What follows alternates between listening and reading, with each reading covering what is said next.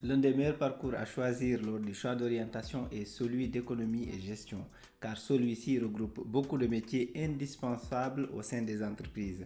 En plus, tous ces métiers sont accessibles, peu importe le type de baccalauréat que tu as. Dans cette vidéo, je vais te partager le top 6 des débouchés dans le parcours éco-gestion qui te permettront de bien gagner ta vie. Choisir ta voie, c'est choisir ta vie. J'ai reçu plusieurs demandes pour faire une vidéo sur le choix d'orientation dans le parcours économie et gestion. Si tu m'as une fois posé la question sur ce parcours, c'est que tu as compris une chose. Des métiers très importants en entreprise sont accessibles via ce parcours et que peu importe le type de baccalauréat que tu as, tu peux te former dans ce domaine. Je vais te partager un top 6 des métiers très importants dans ce domaine auxquels tu peux accéder. En premier, dans le parcours économie et gestion, tu peux choisir de devenir comptable. Le comptable, c'est celui qui reçoit et traite les factures des fournisseurs, envoie les paiements, gère les impayés, etc. Il participe aussi au montage des comptes annuels. L'assistant comptable est différent du responsable comptable qui lui fait des tâches comme le traitement des factures clients-fournisseurs, réalise les états mensuels de l'entreprise, réalise des déclarations fiscales et sociales. Donc des responsabilités un peu plus élevées que l'assistant comptable. Tu dois savoir que toutes ces tâches aujourd'hui peuvent être réalisées par les systèmes d'information. Si je prends l'exemple de l'outil SAP, module comptabilité, tu peux recevoir les factures et les enregistrer en quelques clics sans saisie manuelle et déclencher des ordres de virement automatique à partir de cet outil. C'est la raison pour laquelle si tu souhaites travailler dans la comptabilité, évite de te former pour devenir assistant comptable. Vise plutôt des formations pour savoir gérer ces systèmes d'information comptable comme SAP. Soit tu te spécialises dans l'utilisation de ces outils, soit tu te spécialises dans le paramétrage, dans la maintenance et la mise en place de ces outils en tant que gestionnaire de projet. Tu peux aussi devenir contrôleur de gestion si tu optes pour le parcours économie et gestion. Le contrôleur de gestion fait des analyses économiques, des estimations de coûts et des reportings pour optimiser le fonctionnement de l'entreprise. Pour te donner un exemple simple, le contrôleur de gestion analyse les entrées et sorties de marchandises pour à la fois faire des estimations de chiffre d'affaires, mais aussi comparer ce qu'il a prévu par rapport à la réalité, donc par rapport aux résultats réels. Ça lui permet de donner une idée, d'estimer à l'avance, mais aussi de comparer pour voir s'ils ont atteint leurs objectifs. Si tu as un baccalauréat littéraire, tu peux soit opter pour une licence en économie et gestion, ce qui te permettra de travailler avec cette licence si tu veux accéder au marché de l'emploi rapidement. Tu peux aussi continuer tes études pour te spécialiser en contrôle de gestion jusqu'en master. Les métiers du parcours économie et gestion, tu peux devenir analyste risque au sein des banques et assurances. Pour t'expliquer ce métier, quand tu veux prendre un crédit dans une banque par exemple, l'analyste risque s'occupe de vérifier ta solvabilité avant de t'accorder le crédit ou pas. L'analyste de risque joue donc un rôle important au sein des banques en matière d'identification, de qualification et d'évaluation des risques. C'est un métier très important, indispensable au sein des banques et des assurances. Il gère différents types de risques, risque de contrepartie, risque de crédit, risque de marché, risque opérationnel, je t'épargne tous les détails. Chaque analyste risque a sa spécialité. Concrètement, il identifie les risques et les évalue.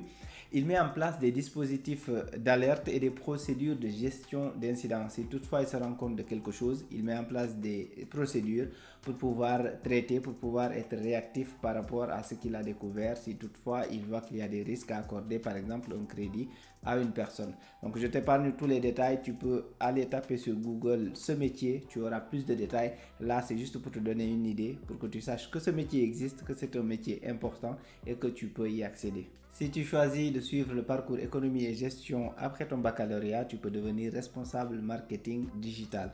Si tu accèdes à ce métier, ton rôle sera entre autres de définir la stratégie de la marque, de planifier et de coordonner les différents projets, de gérer les budgets et de manager les équipes entre autres. En même temps, tu vas analyser les chiffres et les performances de la marque. C'est un métier à responsabilité. Et qui dit responsabilité dit exigence expérience. Et qui dit exigence expérience dit salaire élevé. Tu peux y trouver environ des salaires qui tournent autour de 40 000 euros pour les débutants jusqu'à 55 000 euros si tu as 5 ans d'expérience. Donc c'est un métier qui paye bien et qui est à la la mode. D'ailleurs, le métier de community manager, c'est le métier le plus connu et le plus recherché dans le marketing digital. Il consiste à animer les réseaux sociaux d'une marque. Si tu es community manager, tu vas créer du contenu sur différents réseaux sociaux afin de fédérer les communautés et de créer de l'engagement. En fonction de l'entreprise, on peut aussi te demander de gérer la campagne de publicité sur les réseaux sociaux. Il faut donc que tu sois créatif, que tu aies de l'imagination pour ne pas proposer la même chose à chaque fois, mais pour pouvoir innover et y aller au feeling. Le parcours économie et gestion te permet aussi d'accéder au métier de responsable ressources humaines. Le domaine de la gestion des ressources humaines est vaste et la première chose que tu dois savoir, c'est qu'il y a plusieurs spécialisations possibles dans ce domaine. Parmi ces spécialisations, tu as le gestionnaire de la paye, le chargé de recrutement et j'en passe. Si tu veux avoir tous les détails sur ce métier, j'ai fait une vidéo dédiée dessus. Je te propose de faire un tour dans la chaîne.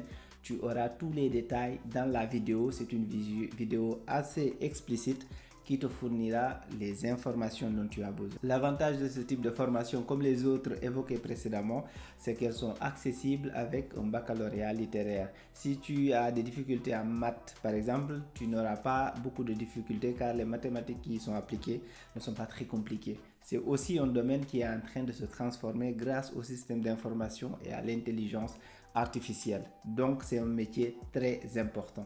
En dernière position dans ce top 6, tu peux devenir expert fiscal en suivant le parcours économie et gestion. Le fiscaliste est un expert des impôts et réglementations et normes fiscales. Il met son savoir au service de l'administration, ce sont ceux que tu trouves dans les services impôts et domaines. Si ce métier t'intéresse, tu peux aussi travailler dans le privé en mettant ton savoir au service des entreprises pour leur permettre d'optimiser leur placement et éviter des redressements fiscaux.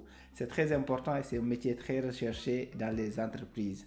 C'est un métier stratégique d'ailleurs. Il faut donc que tu sois rigoureux et impartial. C'est un métier où tu ne vas pas trop t'amuser à faire des trucs louches. Il faudra que tu sois quelqu'un de véridique, quelqu'un de droit pour ne pas tomber dans de sales draps. Parce que qui dit fiscalité dit État. Donc quand tu t'amuses avec l'État, tu risques de te brûler les ailes. Mais c'est un métier très important qui paye bien, qui te permettra de bien gagner ta vie. S'il t'intéresse, tu peux y accéder avec le parcours économie et gestion. En tant que fiscaliste, ton rôle va donc être autour de l'optimisation des politiques financières de l'entreprise.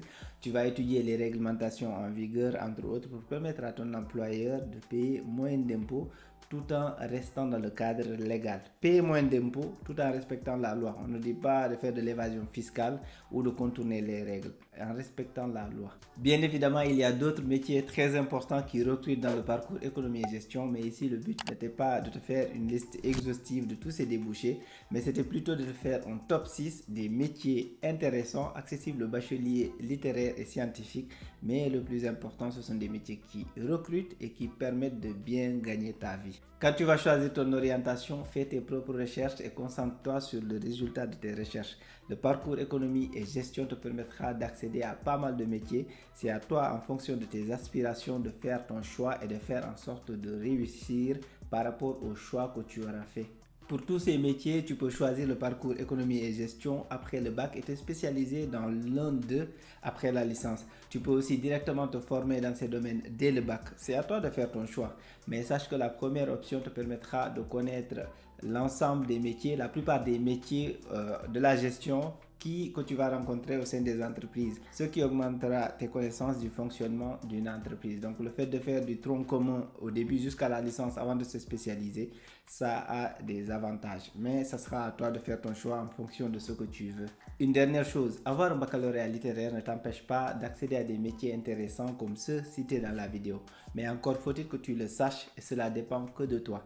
N'oublie pas que choisir ta voie, c'est choisir ta vie.